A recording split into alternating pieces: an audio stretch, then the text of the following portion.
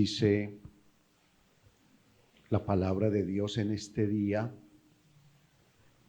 que el Señor habla siempre en parábolas para que todos pudieran entender, todos sus oyentes y discípulos pudieran entender de la mejor manera el mensaje.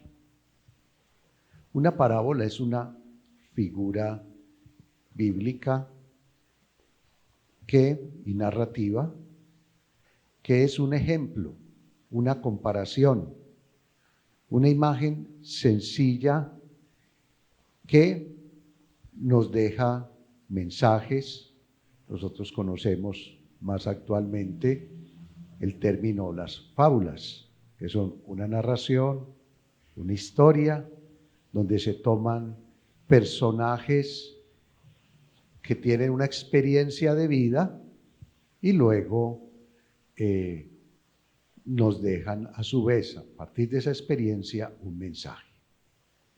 Eso quiso hacer Jesús, que es el gran pedagogo, el gran maestro, que vino no a ser él el protagonista de algo, sino el portador de un mensaje, donde él mismo es el mensaje. Y lo hace con humildad, y lo hace con sencillez, y lo hace de tal manera que quienes lo van escuchando se apropian de su palabra y van entendiendo más y mejor lo que él quiere que aprendamos.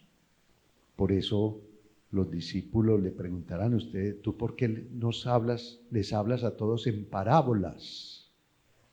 Y Jesús entonces da razón para que esas parábolas les lleguen mejor a todos, y a los discípulos, que van a ser los continuadores, se las explica.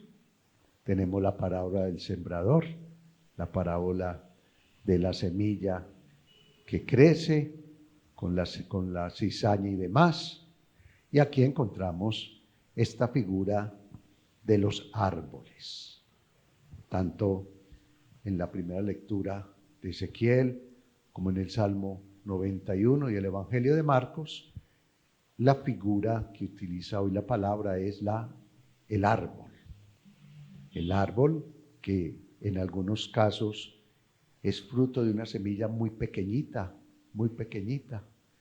como lo escuchamos en el Evangelio con el grano de mostaza, que después crecerá tanto donde las aves van a hacer en ella los nidos, o van a ser también los árboles donde el campesino siembra la semilla y ella empieza a crecer solita, de día y de noche crece. El campesino no sabe cómo crece, qué le está pasando a ella interiormente. Hoy ya podemos tener algunas explicaciones, porque la biología y la agronomía y todo lo demás ya han ido avanzando y van explicando el porqué, que la fotosíntesis y todo lo demás hacen posible que los árboles crezcan. En el momento en que fueron escritos estos textos bíblicos, pues seguro no tenían esos insumos científicos. Sí había mucho de misterio que no se puede perder. Y el Papa Francisco dirá: ese misterio es la capacidad del asombro. Asombrarnos nosotros, cómo vamos creciendo. Nosotros somos el árbol de la fe. Y cómo en nosotros esa fe tiene que crecer para poder dar frutos abundantes, frutos de conversión. Detrás de toda esta figura del árbol, de la semilla, de los que crecen, de los que dan buenos frutos, de los que dan malos frutos, sobre los cuales hemos de dar cuentas a Dios. Acabamos de escuchar también en la carta de Pablo a los Corintios, en su segunda carta, cómo un día debemos comparecer al tribunal de Cristo para recibir cada cual lo que haya hecho mientras tenía este cuerpo, sea el bien o sea el mal. Nosotros tenemos que rendir cuentas de lo bueno y de lo malo, de los frutos buenos o de los frutos malos que producimos. Esa es la historia de nuestra vida. Pero repito, detrás de toda esta figura, de estas imágenes, hay también un mensaje lleno de esperanza. Dios actúa en nuestra historia de una manera callada, de una manera sencilla, pero de una manera eficaz. Y es el mensaje de la esperanza que hoy nos deja la palabra. Pudiéramos preguntarnos, en medio de lo que estamos viviendo en el mundo entero, en medio de lo que vivimos en nuestro país, ¿será que Dios nos abandonó? ¿Será que Dios nos dio la espalda? ¿Por qué tanta violencia? ¿Por qué tanto desamor? ¿Por qué tanto odio? ¿Por qué tanta muerte? ¿Por qué tanta pobreza? ¿Por qué tantas desigualdades? Dios está con nosotros. Es una verdad que no podemos negar. Y Él es artífice de nuestra historia, nos acompaña en nuestra historia. Solo que hay un ingrediente muy importante. Él respeta nuestra liberalidad, nuestra opción. Y nos ayuda a nosotros a que tomemos conciencia de lo que es lo bueno y qué es lo malo. Y nos ayuda también a que abonemos nuestra vida, nuestras conciencias, y que hagamos posible que juntos construyamos una nueva sociedad. El Señor respeta nuestras acciones, pero al final, como lo acabamos de escuchar ahora, a cada uno le pedirá cuentas y cada uno deberá responder por sus obras, buenas o malas. El Señor siembra la semilla. Él toma siempre la iniciativa y Él hace posible que esa semilla crezca y dé frutos. A nosotros nos toca abonar esa semilla. Esa es nuestra principal tarea.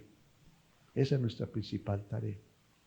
Por eso, en relación con el árbol de la fe, el Señor sembró la semilla. El Señor hizo crecer el árbol.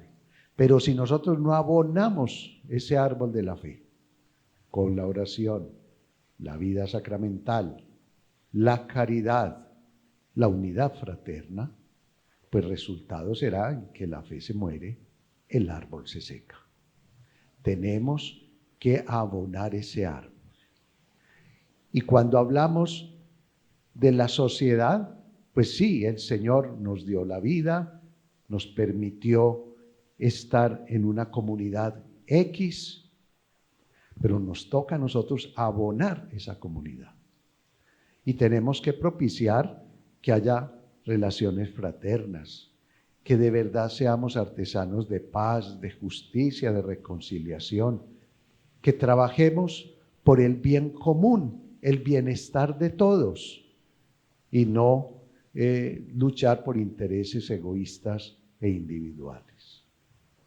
El mundo es el lugar donde actúa Dios, pero Él no quiere actuar solo. Él nos deja a nosotros para que el árbol que Él sembró lo cuidemos, para que el árbol que Él sembró dé frutos abundantes y frutos de bien, no de mal. Esta Eucaristía en el 11º domingo del tiempo ordinario sea vista y vivida como un llamado a la esperanza, para que no nos dejemos arrebatar la alegría ni la paz interior. El Señor que sembró la semilla está haciendo posible que ella crezca. Está con nosotros. Camina en nuestro devenir histórico. No nos abandona. Pero pongamos también de nuestra parte para que ese árbol sembrado sea cuidado y crezca. Y muchos puedan llegar a él. La figura de que los árboles que crecen serán refugio de las aves, donde van a poner los pájaros, van a poner allí sus nidos y demás, que va a dar sombra para que muchos se protejan. Que esa figura tan bella sea una motivación para cada uno aportar su grano de arena a la paz, a la reconciliación, siempre movidos por la esperanza. Color verde en este tiempo nos anima a pensar en que estamos vivos. El color verde significa también vida, significa júbilo, significa descanso. Cuando muchos salen o salimos a hacer un paseo y vamos y vemos el paisaje tan bello en este Valle del Cauca, o vemos las montañas, o vemos los valles, y vemos los sembrados de la caña, y vemos los árboles frondosos, aún en medio de los valles.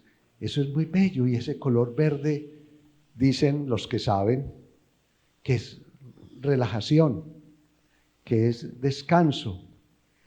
Más aún, es como esa posibilidad de renovar energías. Uno sale, da un paseíto, regresa, vio el verde, vio otra cosa. Los ojos que a veces se nos están volviendo cuadrados, perdónenme la imagen, pegados a un celular, pues ahí se amplía la visión a un panorama, a unos territorios sin límite, porque esa es nuestra vida y a eso estamos llamados, a pensar en grande, a poder mirar lejos, siempre de la mano del Señor, movidos por la esperanza. Continuemos esta Eucaristía dominical, pues, pidiéndole al Señor que no nos preocupemos ni del por qué nació ese árbol, ni del cómo está naciendo, ni del cómo está creciendo. Preocupémonos mejor de qué debemos hacer por cuidar ese árbol para que dé los frutos de los cuales vamos a vivir. En nuestro caso, los frutos de la fe, del amor y de la esperanza. Amén.